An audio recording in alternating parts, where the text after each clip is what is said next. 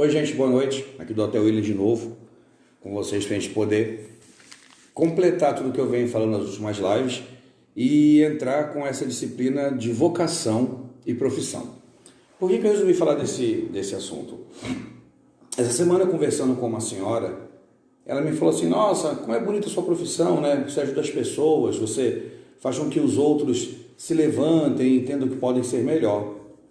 Daí eu fiquei pensando naquilo, eu falei, gente, uma senhora de idade, com uma experiência gigantesca de vida, entendeu? Que trabalhou, sustentou filhos, me elogiando. E eu pensei, nossa, será onde eu consegui tocar nessa senhora que eu pude levar ela um conforto dessa sensação de entender que ela poderia me devolver um elogio porque eu estava fazendo bem ela naquele momento. Pois bem, quando a gente fala de vocação e profissão, em primeiro lugar, a gente tem que lembrar que nós estamos vivendo uma época de tempos superficiais. A superficialidade da humanidade tem nos tornado deselegantes, não prestativos, mal educados, preguiçosos, carentes, desobedientes, desorganizados. Mas por que isso? Tudo isso começa quando eu, mãe ou pai de família, ou eu, zelador, porque o meu intuito é chegar no final dessa live para discutir a profissão, vocação, entendeu? Zelador ou zeladora de santo. Tudo começa quando a mãe sai para trabalhar, entendeu?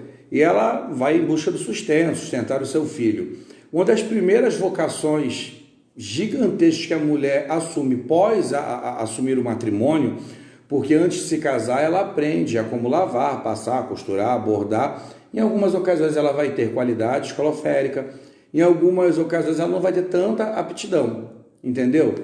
Mas ela aprende isso para quando se casar poder ser administradora do lar. Então a mulher deteve na mão dela durante todo esse tempo o dever de educação e de preparação do sentimento do ser humano para a vida. Colofé, Vaguinho.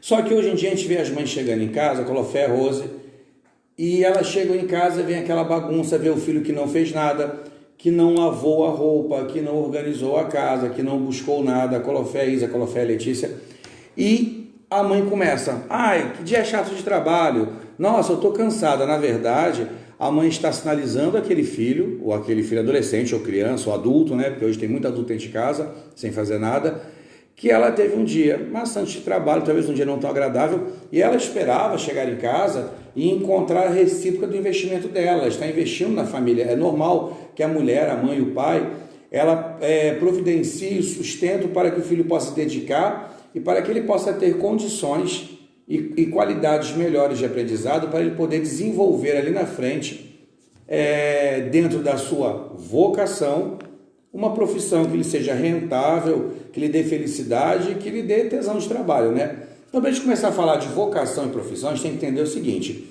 o que é vocação?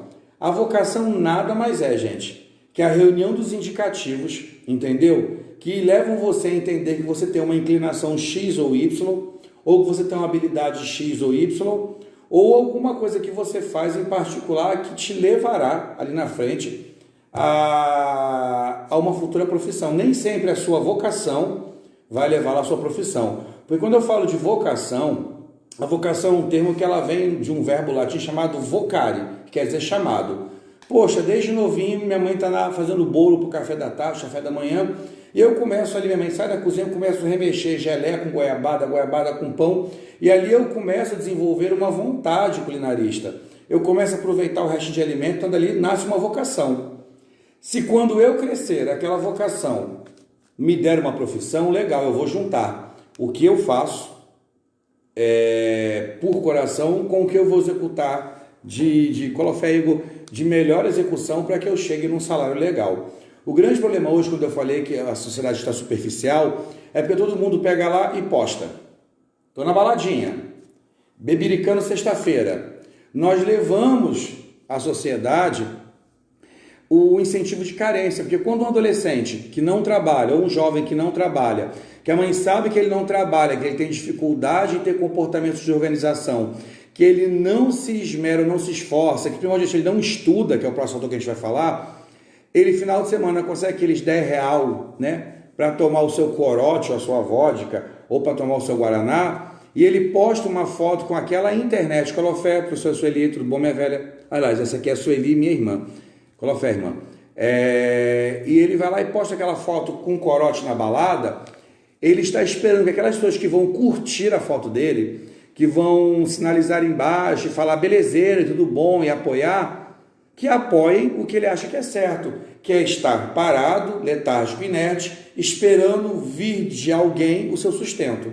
Por quê? Ele não encontrou uma vocação. Ele gosta de dançar, ele aprende os passinhos do funk, ele gosta de beber, ele cria,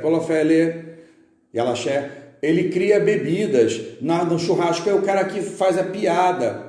São vocações de divertimento, levar a outro uma fatia que falte. Porém, alguma dessas vocações não vão lhe dar uma profissão e não vão lhe dar sustento. Um exemplo, quando eu era menorzinho, eu sempre vindo de uma família culinarista e de uma família espiritualizada ao extremo.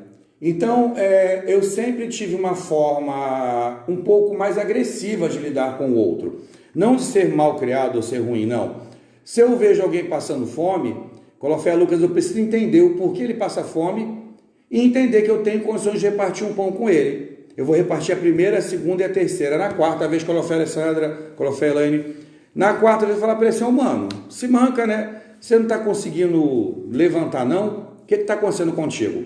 Então, essa sempre foi a minha inclinação de lidar com o ser humano. Eu sempre tive um esquema de reação, Colofé, Marquinho, muito imediatista. Então, mas eu sempre tive uma inclinação para o ser humano. Quando evangélico, sempre me preocupei com o louvor, com a música. Todo mundo sabe que eu estudei música há muito tempo. Porque, através da música, você consegue entrar no íntimo do outro e levar a ele uma mensagem e fazer com que o outro se manifeste. Então, a música, a arte, lidar com o ser humano, já era a minha vocação. Porém, era uma vocação que eu já tinha plena ciência que não me daria sustento. Eu nunca deixei subir minha cabeça essa questão e falar, eu vou me tornar cantor. Não é que eu não lutei pelo meu sonho. Mas tendo como segunda base uma família culinarista, eu sempre adorei a culinária do meu pai, porque ele era um homem libanês. Então a junção de tempero das minhas de casa, você fala, nossa pai, só faz uma mistureba que não fica gostoso. Eu curto pimenta, sabores defumados, mas não sou culinarista profissional, não fiz uma faculdade culinarista. Mas a minha vocação por entender o que o outro é, me preocupar com o outro, mais as aptidões culinaristas que eu tive, eu juntei e foi o que gerou o meu sustento. Foi o que me fez ter uma profissão, para que dessa profissão eu pagasse água, luz, aluguel, fosse independente, pagasse meu curso de música e que me levasse à frente. Chegou um fator que eu falei assim, poxa, acho que eu não vou curtir trabalhar com música não, muita competição, muito investimento e pouco resultado. Mas a música é minha vocação. Tanto é que na minha casa eu priorizo muito os currãs, as rezas, os louvores feitos, o louvor, a exaltação feita ao Vodum, feita ao Orixá. Porque, Colofé, Larissa, que é o que nos leva a um determinante de amor de coração. Por que eu estou falando isso para vocês? Essa mesma senhora, quando ela falou que eu tinha uma profissão muito legal, que ajudava as pessoas, me fez pensar que, para eu ser zelador, eu não podia ser relaxado culinarista, porque toda a nossa cultura de oferta e oferenda está na culinária. Eu não poderia querer dar ao orixá uma coisa ruim, porque eu também não comeria uma coisa ruim. Eu não gostaria de ir num dia de tristeza na casa do meu pai, que meu pai arriar uma canjica, ele não rezasse com tanta fé que me convertesse aquela canjica e melhoraria a minha cabeça. Então eu vi que dentro de um resumo total, a gente, para encontrar e para entender a nossa vocação, toda a nossa vocação, ela vem de um feedback dado pelo outro. Se ninguém elogiasse minha comida, se ninguém elogiasse a minha decoração, se ninguém elogiasse minha forma de cantar, se ninguém elogiasse ou criticasse a minha forma de ser, de querer, Renato de Lobo é a capacidade, mas lavar, passar, costurar, arrumar a casa, se ninguém entendesse ou elogiasse ou criticasse essas qualidades, eu não teria tido um sistema melhor de aprendizado, eu não teria adquirido melhorias das minhas aptidões e eu não determinaria o que seria vocação e profissão. Então, dentro da minha vocação, o meu chamado é um chamado espiritual, é levar ao outro informação. Colofé Mumu, seja essa informação positiva, dócil, que poucas vezes acontece, mas muito mais de reação, reage, é sempre uma oportunidade. Por quê? Como eu fui um jovem que nasci dentro de uma família extremamente ativa e participante da sociedade, eu procurava minhas escapadelas para poder mostrar a minha assinatura, para eu poder mostrar a forma com a qual eu pensava daquilo, para eu poder mostrar que se você não tinha uma bicicleta, você poderia economizar na passagem de ônibus para poder comprar a bicicleta. Então sempre eu busquei a conquista de um espaço. Só que para a gente poder descobrir essa conquista de espaço, eu preciso descobrir primordialmente o que me causa felicidade. Não há vocação se não houver felicidade. Então, vocação fala de chamado, fala de ser chamado. Profissão fala de lucro. Quando eu junto profissão e vocação, eu tenho aí a perfeição do que eu gosto, executar perfeitamente o que eu amo, viabilizar formas financeiras de sustento para isso. E, em suma, muitas pessoas perguntam assim, você some, desaparece, Colofé Paitilho demora a responder na internet, mas não é, gente. Se eu não uso da vocação de zelador para adquirir múltiplos lucros, eu tenho que ter outras profissões, então eu não posso me onerar em tempo total a atenção de poder dar atenção ao outro. Porque hoje é muito normal que esse jovem, na pressa de uma resposta, porque ele viu o amiguinho lá em Fernando de Noronha, ele viu o outro com uma blusa bonita, ele viu o outro na musculação, mas ele não está trabalhando, entendeu? Ele não tem a primordial vocação, que é a vocação do autocuidado. Quando eu vou entender sobre vocação, entendeu? Eu preciso entender a que chamado eu estou. Se eu não me conheço, eu não sei quem sou, como eu posso ofertar? E num resumo de encontrar a vocação, é muito necessário olhar para a forma que o outro nos olha. É muito necessário ouvir o que o outro nos fala. Entendeu? Porque se eu executo, como eu falei, que o ser humano está superficial, eu executo faltas de limite, eu também não me limito a não pertencer àquilo. E eu não me limito a ser diferente daquilo. Todo o processo, gente, de busca de uma vocação e profissão, ele tem que ser extremamente prazeroso e edificante. E extremamente liberto. Porque se eu não me libertar ao que vai me levar a encarar a vida ou uma carreira profissão de forma responsável, eu não vou conseguir executar uma vocação, uma profissão interessante. Dentro desse contexto todo, eu vou falar de umas profissões e do que eu pude observar do que elas são no decorrer da vida da gente, o que elas podem ocasionar. Por exemplo, quando eu falo de um cozinheiro, gente, um cozinheiro, além da qualidade que ele tem de buscar o melhor alimento, o alimento mais fresco, o alimento melhor cozido ou melhor feito, ele está buscando sabor. A refeição, ela vai muito além, que é um costume que nós perdemos. A refeição, ela vai muito além de comer um lanche para as comidas correndo. É reunir em família, é o tempo que você tem de ouvir. Então, quando eu tenho o prazer de cozinhar e sentar para comer, eu quero ali ouvir, eu quero reconhecer ao meu redor o que está acontecendo, reconhecendo, eu temporariamente absorvo aquilo para mim e quando eu for devolver a um filho meu, eu devolvo aquilo de forma tão edificante que ele vai entender que aquele cachorro quente que eu fiz, aquele macarrão, serviu de estímulo para uma prova bem executada, Hoje a minha mãe, eu sempre fazia muito isso, minha mãe, ela sempre fez massa de pastel e lasanha caseira, e meu pai sempre a culinária árabe. Então, quando eu queria ter deles uma comida diferente, eu fazia o quê? Eu vinha arrumando a casa todinha, e eu botava o lençol e dobrava e fazia um laço, por quê? Eu economizava o cansaço deles, para que eles tivessem tempo de me devolver aquilo que eu gostava. Eu adorava quando meu pai me levava de manhã na igreja, porque eu era preguiçoso, como todo jovem que estudava de manhã, eu estudava de manhã, trabalhava à tarde com meu pai e a igreja à noite, porque eu tinha meus compromissos religiosos. Então, dia de domingo, eu queria dormir um pouco mais tarde, o culto se iniciava às 8, e eu tinha que estar preparado lá com a equipe de louvor para executar o louvor, da manhã e o da tarde. E nós éramos batistas, então o batista era um povo bem chato com o horário. Então eu fazia isso tudo para o meu pai poder, no domingo de me levar para a igreja. Mas por quê? Quando eu fazia para eles alguma coisa, eu queria comer deles uma comida mais interessante, eu não entendia que eu estava ali testando valores e temperamentos. Valores no peso do que eu fiz e temperamentos tal qual o tempero de uma mãe que põe um temperinho diferente numa comida, entendeu? Então isso, quando eu falo do culinarista, a gente tem que olhar o cara que é cozinheiro, a mulher que é cozinheira, não somente como uma pessoa que faz um alimento simples qualquer, para matar a fome. Ela tem o dom de se doar para o outro. Ela tem o dom de pensar no que o outro vai comer, de tirar uma cebola, colocar um sal. Entendeu? Por que eu estou falando das profissões? Porque lá no final a gente vai juntar tudo isso para achar o zelador de santo, tá, gente? Quando a gente fala do médico, gente, a vocação de ser médico é uma das vocações de maior estudo, porém é uma das vocações mais singelas e simplistas. Poxa, Doté, você está ficando doido? Como é que ser médico, estudar a vida ali, a doença, achar uma cura, salvar o outro do infarto, é tão singelo? Sim, é singelo, porque para eu me tornar médico, a vontade de ser médico surge na infância. É um ato singelo e peculiar, um olhar peculiar das relações humanas, onde eu me preocupo totalmente com o outro, onde eu olho para o outro e vejo tanta perfeição que eu preciso respeitosamente e com muita dedicação manter a qualidade daquele outro.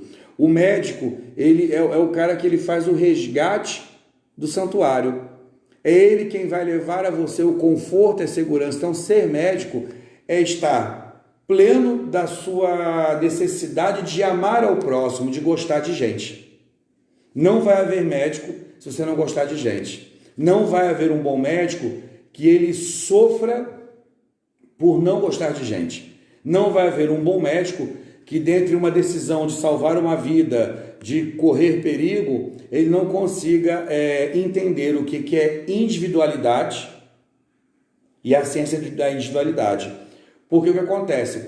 Quando eu falo do médico, eu falo do cara que te olha de uma forma tão especial, e na cadência dos médicos existem, deixa eu começar a falar 30 horas, vou falar do pediatra, falar daquele cara do resgate que investe na humanidade juvenil, necessidade de um futuro legal. A gente vai falar do fisioterapeuta, que ele vai condicionar uma forma para o seu corpo. A gente vai falar do gastro, que vai lidar com as suas indigestões. Então, assim, cada médico ele tem uma especialidade e ele procura, na grande verdade, exercer o sentimento do amor ao próximo, é gostar de gente. Não tem como não gostar de gente. E existem os médicos espirituais, emocionais, materiais, pessoais, existem várias formas de médicos, entendeu? Aí eu vou sair do médico, vou fazer uma viagem louca. Eu vou para o comerciário, gente, o cara que é comerciante, para o vendedor, entendeu? Quando a gente fala do vendedor, que a gente vai na loja, vê aquele cara ali em cima da gente, compra, fala, esse cara é chato. Não, o cara não é chato, a vocação dele primordial, que o levou à profissão de vendedor, o vendedor, ele é um colecionador de metas.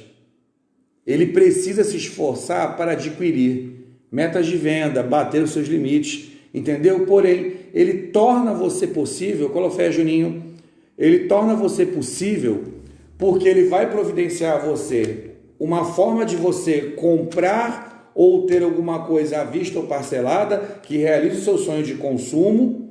E quando eu falo consumo, eu não falo do consumo capital, mas eu falo do consumo de, trabalhei, me esmerei, preciso de uma boa roupa, é necessário que eu componha a minha melhoria. Nenhuma religião fez nenhum adepto, ou nenhum deus ou subdeus fez nenhum adepto para viver sobre a linha tênue do nada, entendeu?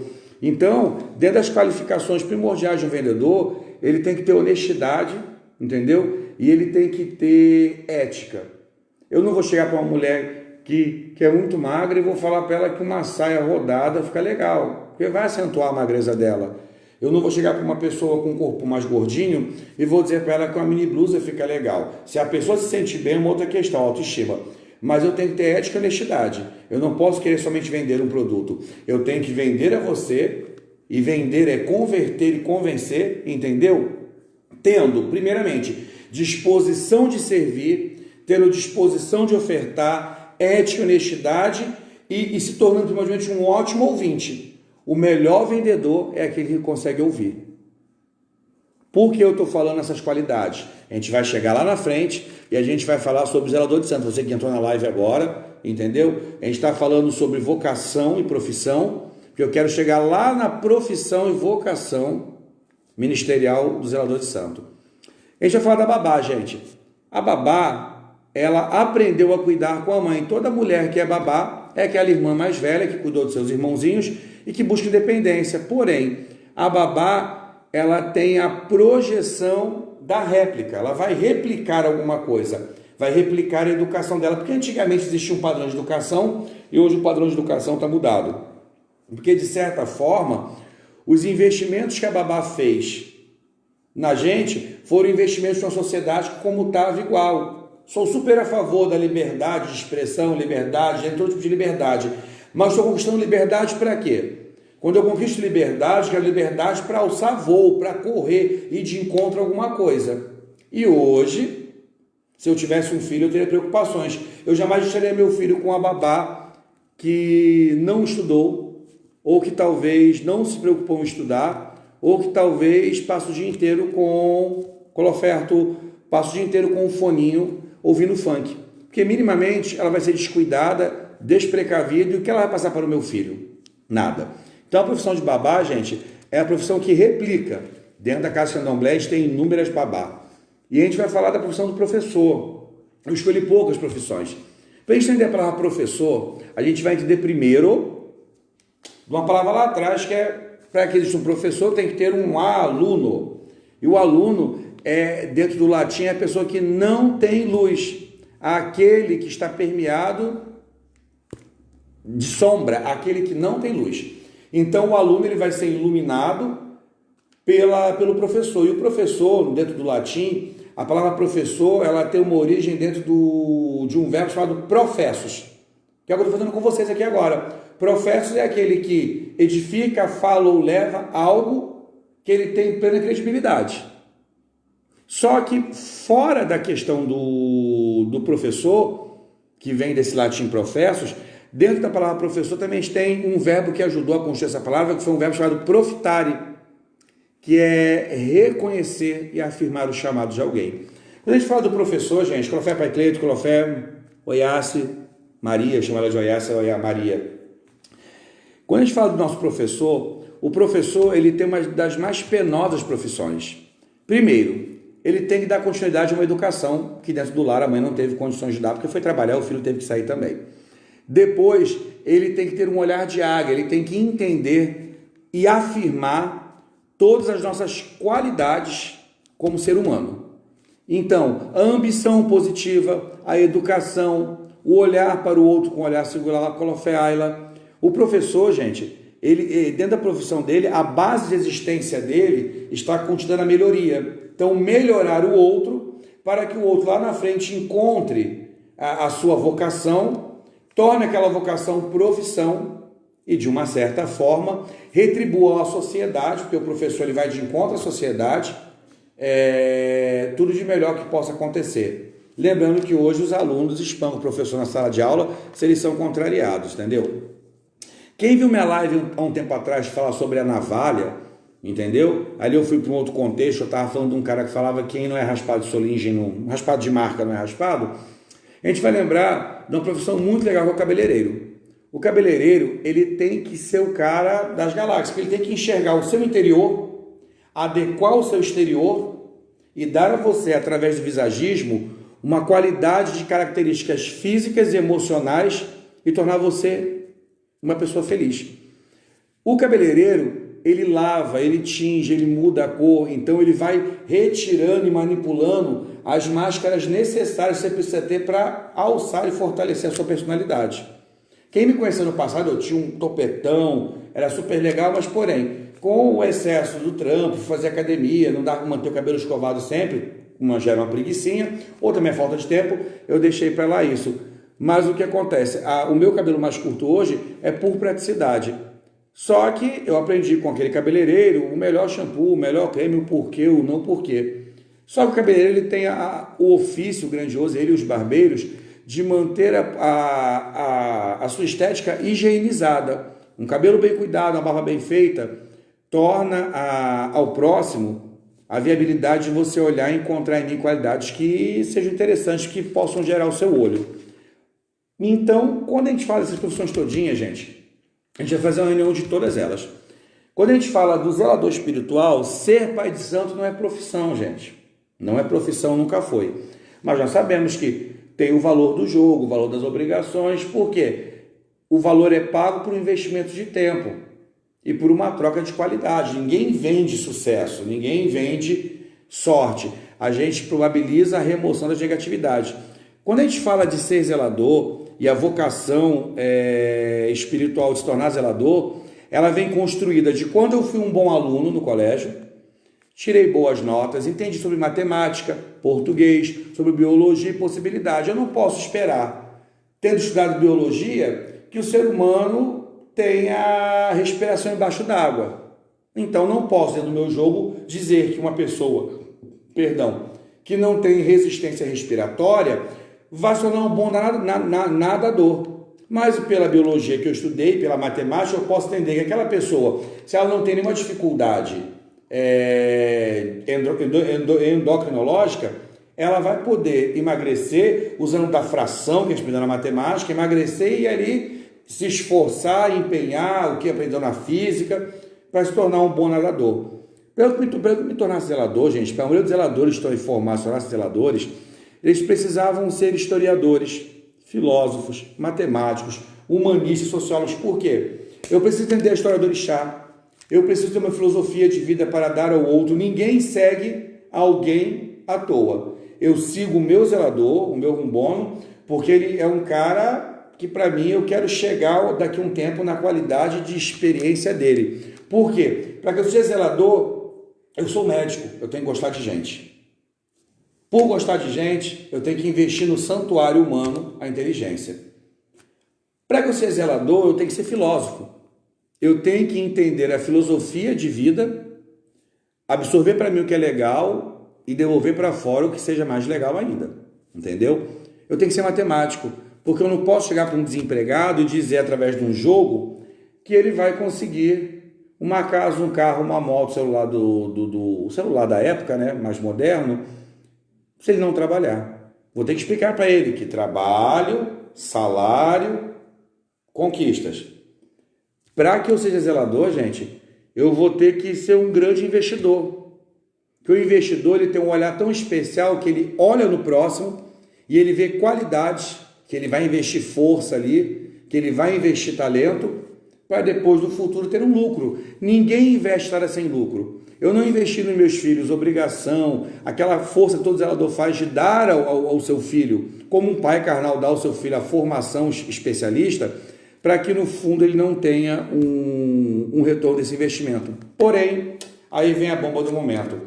As nossas casas de santo, gente, estão extremamente superficiais. O jovem tem ido à casa de santo, porque lá ele vai encontrar o quê? Abrigo.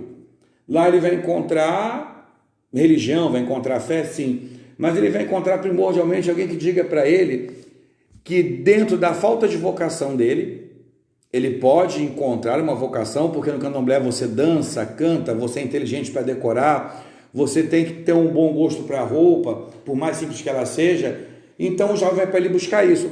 Só que o jovem do candomblé tem sido como aquela criança que eu falei lá no começo, que a mãe e o pai saem para trabalhar, então o zelador está lá, correndo atrás do investimento, jogando, fazendo ebó, levantando tudo para poder dar àquela casa uma qualidade de vida. Que pai, que mãe que não gosta de ter uma casa bonita para o filho poder apresentar até seu futuro genro, sua futura nora. Porém, esses filhos espirituais que nós recebemos, porque nós temos a vocação familiar, que é a primeira vocação. O zelador ele tem que ter o empenho de se preocupar com o alimento, com a roupa, com tudo que falta, que aliás é o que acontece, sempre aconteceu, toda mãe, todo pai sempre apoiou os filhos. Minha mãe, ela não é espiritualista, ela mora ao lado do meu barracão, mas ela me apoia na culinária, ela me dá conselhos, ela costura para mim, ela cuida dos meus filhos quando eu não estou presente, ela dá conselho, ela é o ombro que ouve, então ela contribui em 90% do homem que eu sou, do zelador que eu sou. Minha mãe me ensinou a trabalhar, minha mãe me ensinou a costurar, minha mãe me ensinou e eu peguei todo esse investimento e dentre múltiplos investimentos que minha mãe fez, com a fé, irmã Leuci, deles eu absorvi as vocações que me eram devidas e transformei algumas em profissão. Então hoje eu posso me dar o luxo, porque eu posso me dar o luxo, eu ia falar uma coisa completamente, vou falar para o que eu ia falar. Eu posso me dar o luxo de trabalhar quando eu quiser, porque eu tenho minha clientela antiga de cabelo, eu tenho minha clientela antiga de culinária, eu tenho minha atual clientela de jogo, que me procura porque eu sou um cara que talvez eu preste um serviço legal. Mas fora tudo isso, eu tenho a vocação ao humano. Como todos sabem, eu estou na campanha dos brinquedos. Eu amei fazer a campanha, estou amando fazer, quarta, quinta, sexta, estou na campanha ainda. Porque eu nunca curti desperdício. Eu em 3 dias, gente, eu consegui recolher praticamente uns 600 brinquedos. Brinquedos esses que seriam jogados fora, com certeza. Que virariam poluição, que virariam sujeira, e que viraria outras coisas. Então, assim, eu tenho preocupação com a natureza, não sou o maior dos caras ecológicos, não, mas eu tenho preocupação, eu reciclo minha água, eu procuro apertar, até porque na reciclagem você tem um lucrinho a mais e uma sujeira a menos, e quem não quer ter lucro e não ter sujeira a mais no planeta, senão você não é espiritualista, você não tem vocação ecológica. Então, a gente está pegando esses jovens que estão chegando sem vocação e sem profissão, diferente de nós, jovens do passado, que nós absorvemos dos nossos zeladores maternais e pessoais, estamos dando a esses jovens uma falsa esperança. E nisso estão se construindo outros profissionais de péssima qualidade. Que o que a gente mais vê são as famosas plaquinhas. Traga o seu marido em 3 dias. Para que eu fale da parte sentimental de alguém, eu minimamente tenho que ter vivido, tenho que ter casado, separado, chorado, sofrido. Aí eu tenho aquele cara que joga abuso e fala que o amigo de trabalho do outro vai ser derrotado, que é inimigo. Mas eu não digo ao meu cliente que meu cliente não se especializou e que, na verdade, tudo o que o amigo dele de trabalho faz incomoda ele pela questão do amigo dele de trabalho lembrar da capacitação que ele buscou e que o outro não buscou. Então, nós, quanto a zeladores espirituais, nós somos um profissional contido de inúmeros leques. Alguns um pouco mais específicos, outros não. Quando eu descobri que a minha vocação era o ser humano, eu estava falando da campanha de brinquedos, eu tive que sacrificar muita coisa, gente. Para que eu fosse o barracão do meu pai, eu tinha que sair do trabalho, e eu estava naquela descoberta, me descobrindo homem gay, me afastando da igreja e descobrindo a minha outra religiosidade, então eu tinha que ter um investimento, trabalho, estudo, dar conta dos afazeres dentro de casa, para depois ir para o barracão do meu pai. E eu sou da época que você chorava para comer uma canjica do bori, que você chorava para poder varrer um barracão, que você disputava mesmo suas funções, porque você queria executar suas vocações familiares dentro do barracão de santo que você servia. E hoje a gente não tem isso. E além de não ter isso, a gente ainda tem a dificuldade de um investimento feito e de um lucro não almejado. Quando eu falo lucro, não é o retorno, porque, aliás, é super normal, né? Pensar e falar. Eu criei um filho, sustentei ele em faculdade, na minha velhice, ele vai contribuir com o meu sustento. Mas hoje a gente está vendo o inverso, a gente está vendo inúmeros anciãos, inúmeros idosos que já estão com 80, 85 anos, estão tendo que fazer faxina, fazer outras coisas para sustentar uma juventude desmedida e preguiçosa. Então, gente, quando a gente falar de vocação e profissão, se você quer ter lucro, você tem que ter um trabalho. Você não pode reclamar daquele trabalho porque você não teve especialização para ele. É muito necessário que nós, zeladores, lembremos aos nossos filhos, aos nossos eleguns, que eles precisam trabalhar. Nós não vamos existir para sempre e nós não temos obrigatoriedade de deixar um cantinho quente com 2 quilos de arroz para que quando a gente vai embora, o nosso filho torne a nossa casa espiritual como uma oca, uma toca para ele se esconder. Então, gente, quando a gente fala dessa brincadeira entre vocação e a gente fala de profissão, a gente tem que falar do fator superficial. Não é ser ruim, não é ser maldoso, mas é um presta atenção, um acordar. O quanto você está sendo professor, o quanto você está sendo apoiador, o quanto você está dando a seu filho a noção que ele pode acordar de manhã, fazer um jogo de carta, comprar meio quilo de carne e um maço de cigarro e não ser mais nada.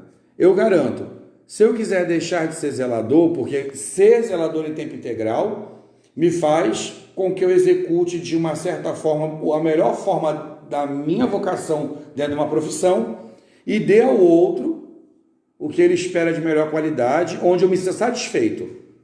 Eu adoro, gente, toda a parte litúrgica do candomblé de cura, saúde e trabalho. E já odeio a parte de feitiçaria, não sou fã de amarração, não vou dizer que nunca fiz. Você, quando é profissional de começo de carreira, você faz de tudo. E você também, às vezes, como zelador, como pai, você quer ver a felicidade do filho, você faz de tudo. Mas hoje eu não curto, não faço, estou cagando e andando, na grande verdade, não curto feitiço nem amarração. Mas eu sou extremo detalhista na arte do trabalho, na arte da saúde. Não tenho medo de executar nada que seja referente a isso. E com ou sem dinheiro, as pessoas vão ter de mim a ajuda que é necessária, porque eu almejo que investindo no ser humano, talvez ele seja a pessoa que futuramente vai investir em mim também. Então, gente, o que a gente precisa para ter vocação é ter amor pelo que se faz. Para ter profissão é executar o que nos é ordenado. E hoje em dia, todo mundo sofre a influência capital do eu preciso, eu quero e eu vou ter, mas ninguém quer sacrificar nada. Eu quero final de semana bebendo corote. O corote custa R$ 2,50. Mas ao invés de eu trabalhar e sustentar meu corote, não. Aí vai para aqueles outros assuntos que a gente fala em outras lives. Eu vou vender algo, eu vou trocar algo para aquele corote. Para mim é muito menos doloroso me rebaixar do que entender que eu preciso me responsabilizar pela minha pessoa. Então, zeladores, irmãos aí de religião, meus irmãos de santo, executem a exigência extrema para que seu filho seja algo ou alguém. Mas quando ele for algo ou alguém, que primordialmente ele seja algo ou alguém para ele mesmo. E quando na sua vocação de profissão, ou na sua profissão sem vocação, ele puder ser pleno, que ele execute o dom do compartilhar, que ele venda a verdade dele. Porque para que eu esteja aqui vendendo uma verdade, eu tive que investir, pensar, executar, testar, perder e ganhar. Eu tive que passar por todas as normatividades. Então, portanto, fica um recado, pode parecer mal educado, para a juventude aí de 15 a 23 anos. Essa questão de não existir trabalho é mentira.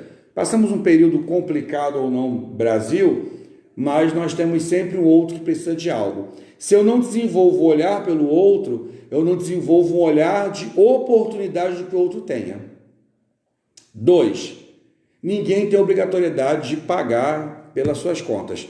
É muito normal que o zelador que trabalha, que tem outras ocupações, que trabalhe fora, ele acabe onerando ou dando uma satisfação financeira àquele filho que o ajudou, eu particularmente. No que eu posso dar às minhas filhas, seja numa gasolina, numa coisa, elas falem me ajudando. Porém, já deixou-se o tempo que nós tínhamos obrigatoriedade de sustentar um outro. Então, a Casa de Santo, gente, desculpa na linguagem mais clara, ela não pode ser uma hospedagem à vagabundagem e muito menos um apoio à malandragem. Então, eu espero que tudo que eu falei hoje, de certa forma, possa agregar a vocês e agregar aos que estão ouvindo, e que a gente possa fazer o próximo entender que para tudo o olhar vai dele para o outro, e ele precisa entender que quando múltiplos outros falam coisas dele, você está preguiçoso, você não reage, é porque isso é um feedback positivo, alguém quer que você reaja. Ninguém te corrige, se não for por necessidade de melhoria. E uma coisa primordial para a gente poder fechar, não existe eu sem que haja o outro. Se não houver vocês, não existe o eu do até. Então, eu tenho que estar pronto aqui a ter de vocês a atenção, o carinho, ter de vocês, talvez, o prestígio, e também tenho que estar disposto a um olhar particular ou singular de alguém que diga, Doté, não achei legal isso aí.